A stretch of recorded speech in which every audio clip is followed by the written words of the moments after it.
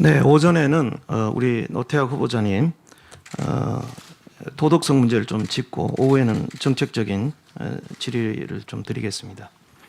2004년 압구정 한양아파트 매도하시면서 2억 4,500으로 낮춰 신고했다고 시인하셨죠? 예, 그렇습니다. 예. 사과 서면으로 하셨는데 한 번 더 해주시죠. 알겠습니다. 예. 제가 사실은 2004년도에 정연 위원님께 지적하신 것처럼 그런 부분이 있습니다. 2006년 제가 알고 있기로는 2006년 그 실거래가 신고 의무 이전이긴 하지만은 그 과정에서 국민들의 눈높이에 맞추지 못한 점 그동안 많이 스스로도 부끄러움을 느끼고 이 자리를 빌려서 국민들에게 사죄의 말씀을 드리겠습니다. 예, 92년도 한양아파트 구입 건에는 다운계약 작성 없었습니까? 예, 작성한 기억이 없는 것 같습니다. 기억이 없습니까? 예, 예. 예. 저희가 알기로는 공부상과 계약서상에 여러 가지 차이가 있는 것으로 알고 있는데 오후에 그러면 추가로 질의를 하도록 하겠습니다. 예. 이 매수인의 요청에 따라 했다고 하지만 이것은 이런 다운계약서가 부동산 취등록세, 양도소득세를 탈루한 목적으로 쓰인다는 것은 우리 법관이시니까 잘 아시죠? 예, 뭐 그런 점에 대해서 깊이 생각하지 예. 못하고 사려 깊지 못했던 점 진정 다시 한번 사과의 말씀을 드리겠습니다. 예. 지금 문재인 정권 들어 대법관 8분이 임명되었는데 그중에 4분이 지금 다운계약서를 작성했습니다.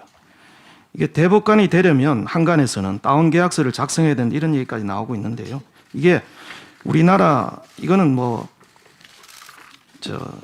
비단 법조계뿐만 아니라 우리나라 기득권층의 이 엘리트층의 이 공통적인 이런 일탈, 도덕적인 이런 문제여서 우리가 총체적인 정말 반성이 있어야 되겠다 그런 생각을 합니다.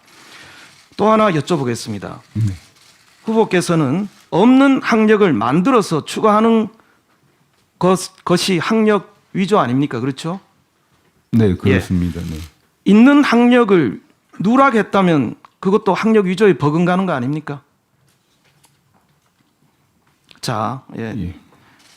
지금 가톨릭대 생명대학원 생명윤리학 석사 받으셨죠? 네, 받았습니다. 예. 그런데 네. 왜 학적에 그 답변 자료에는 왜 쓰시지 않으셨나요?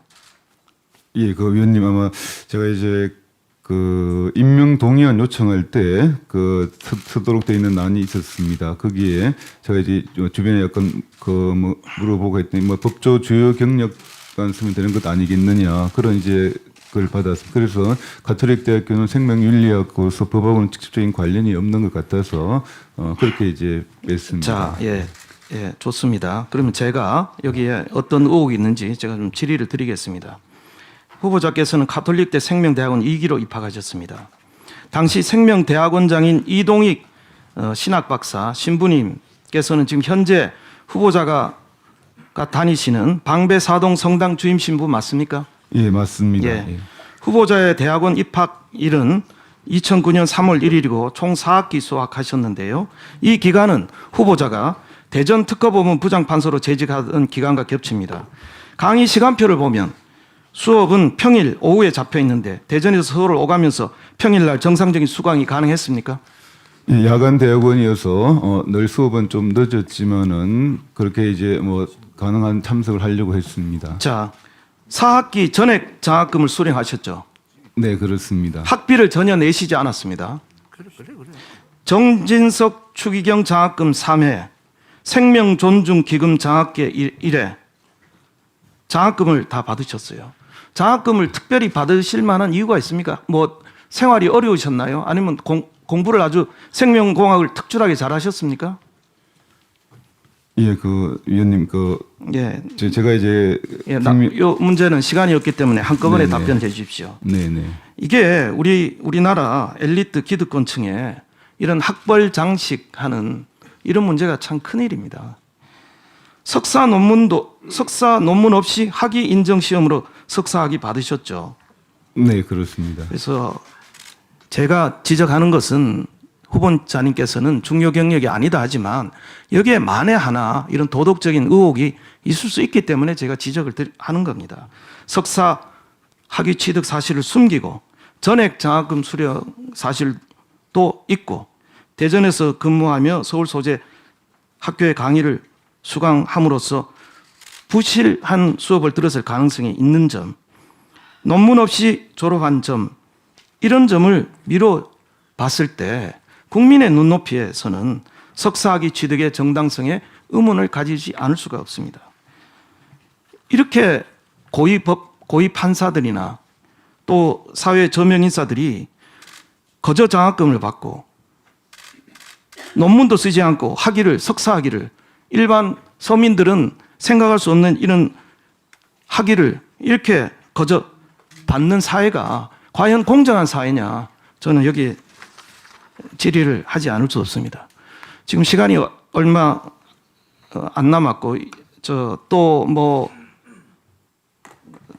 몇 가지 사례가 있습니다만은 오후에 드리기로 하고요. 우선 이 문제에 대해서 학위 문제에 대해서 우리 후보자님께서 좀 해명을 해주시죠. 예. 위원님께서 그런 부분에서 아마 이제 의문을 가지시고 한 것에 대해서는 뭐 저로서도 여러 가지로 송구스럽게 생각을 합니다. 그 생명대학원에 가게 된 계기는 그 2008년 무렵에 제가 이제 천주교 처음 예비자 교리를 받게 되었습니다.